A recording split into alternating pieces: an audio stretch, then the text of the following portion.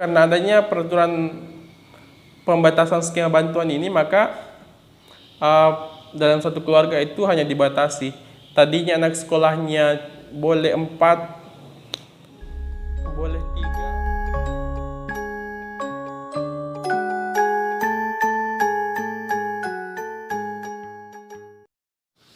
3. Assalamualaikum warahmatullahi wabarakatuh.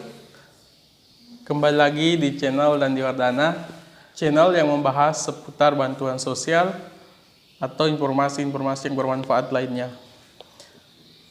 Bapak-bapak ibu sekalian, semoga hari ini tetap diberikan kesehatan, kekuatan, dan rezeki yang berlimpah oleh Yang Maha Kuasa untuk kemudian menjalani aktivitas kita di kehidupan kita masing-masing. Oh ya, sudah ada yang cair bantuannya dan sudah ada yang mencairkannya. Semoga yang cair bantuannya bisa dimanfaatkan dengan baik dan semoga bantuan tersebut bermanfaat untuk kehidupan bapak-bapak ibu-ibu sekalian.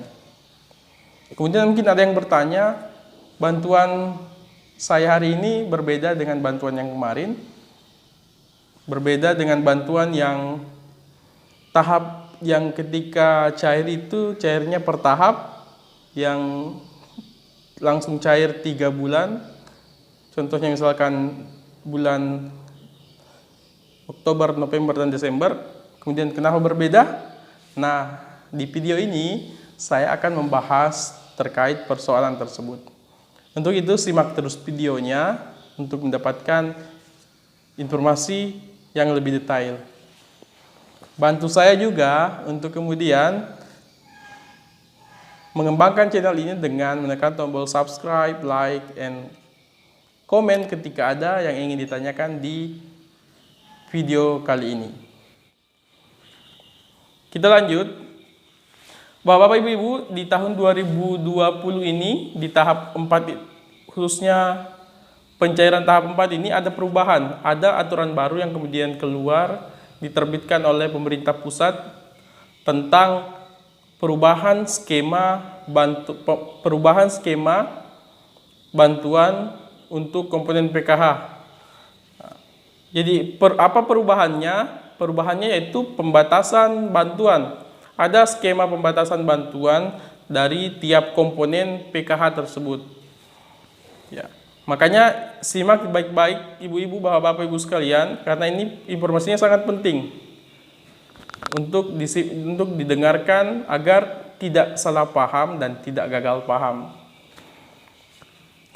Pertama, komponen apa saja yang berubah atau mengalami pembatasan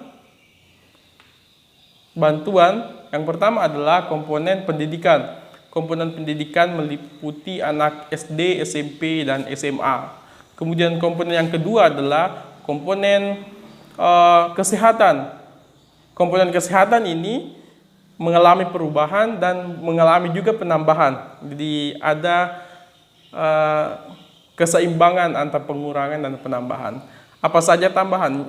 Pengurangannya meliputi apa saja itu? Meliputi ibu hamil, kemudian anak usia dini 0 sampai 6 tahun, dan kemudian yang terakhir penambahannya adalah kategori penderita tuberkulosis. Makanya teman-teman sekalian, ya disimak. Dan kemudian komponen ketiga adalah komponen kesejahteraan sosial. Komponen kesejahteraan sosial ini meliputi lansia dan disabilitas, juga mengalami perubahan. Baik, kita bahas satu-satu. Kita mulai dari kategori pendidikan. Teman-teman, bapak-bapak, ibu-ibu sekalian, untuk kategori pendidikan ada aturan pembatasan bantuan yang tadinya komponen anak sekolah SD, SMP, SMA dibatasi cuma 2 dalam satu keluarga. Jadi kalau misalkan di dalam satu keluarga itu kita punya 4 anak sekolah, maka yang diambil akan hanya ada 2. Yang diambil hanya 2. Ya, perlu saya ingatkan kembali, komponen PKH kan maksimal 4 orang dalam satu KK. Sekarang dibatasi masing-masing 2. Kalau untuk pendidikan dibatasi minimal dua, apakah dia SMP, SMA, pokoknya cuma dua untuk kategori pendidikan. Dua saja, meskipun anak kita 4 yang sekolah, tapi yang diambil cuma dua. Meskipun 5 atau 6, tetap cuma dua yang diambil, yang akan mendapatkan bantuan PKH. Kemudian selanjutnya adalah komponen kesehatan. Komponen kesehatan ini kan tadinya ada 2 dan kemudian menjadi 3. Kita bahas yang pertama, komponen ibu hamil. Ibu hamil sekarang dibatasi sampai kehamilan kedua. Jadi yang mendapatkan bantuan itu mulai dari kehamilan pertama dan kehamilan kedua. Sedangkan kehamilan ketiga sudah tidak dikategorikan lagi dalam komponen PKH atau tidak akan mendapatkan bantuan PKH lagi untuk ibu hamil. Jadi hanya pada kehamilan kedua saja. Kemudian selanjutnya adalah anak balita 0 sampai 6 tahun. Untuk anak balita ini batasi cuma 4 orang dalam satu keluarga. Cuma 4 orang dalam satu keluarga. Jadi dibatasi dalam satu keluarga itu hanya 4 orang. Kemudian selanjutnya komponen tuberkulosis. Jadi dalam satu keluarga maksimal 1 orang yang mendapatkan bantuan TBC, tuberkulosis. Kemudian selanjutnya adalah komponen lansia minimal 70 tahun ke atas, minimal 70 tahun ke atas, dan dibatasi hanya 2 orang dalam satu keluarga. Kemudian selanjutnya disabilitas. Disabilitas ini juga dibatasi hanya 2 orang dalam satu keluarga. Jadi itu teman-teman sekalian, Bapak Ibu sekalian, komponen yang berubah, skema pembatasan skema bantuan sosial untuk komponen PKH. Jadi ibu-ibu, bapak-bapak sekalian yang kemudian mendapatkan bantuan ini, silahkan diperhatikan ini baik-baik. Saya kasih contoh satu, misalkan contohnya dalam satu keluarga memiliki 3 anak SD, kemudian 1 balita, maka yang akan terhitung hanya 2 SD dan 1 balita. Jadi karena adanya peraturan pembatasan skema bantuan ini, maka dalam satu keluarga itu hanya dibatasi. Tadinya anak sekolahnya boleh 4, boleh 3, dan 1 balita. Sekarang anak SD tinggal anak sekolah tinggal 2 saja dan balita tinggal 1 saja. Jadi itu informasi yang bermanfaatnya. Ingat kembali komponen ibu hamil.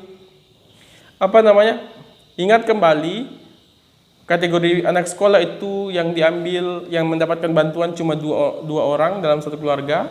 Ibu hamil hanya sampai kehamilan kedua saja yang akan mendapatkan bantuan, selebihnya tidak akan masuk kategori PKH lagi. Kemudian selanjutnya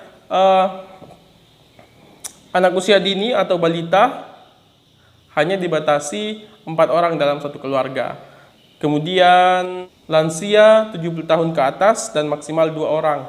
Dan kemudian selanjutnya disabilitas itu dibatasi hanya 2 orang saja dalam satu keluarga. Semoga bermanfaat teman-teman. Semoga teman-teman sekalian memahami, Bapak Ibu sekalian memahami dan tidak lagi gagal paham terhadap bantuan yang diterima. Saya kembali lagi, secepatnya silahkan dicairkan bantuannya, silahkan diambil bantuannya dan dimanfaatkan sebaik-baiknya sesuai kebutuhan Bapak Ibu KPM PKH masing-masing. Semoga bermanfaat. Assalamualaikum warahmatullahi wabarakatuh.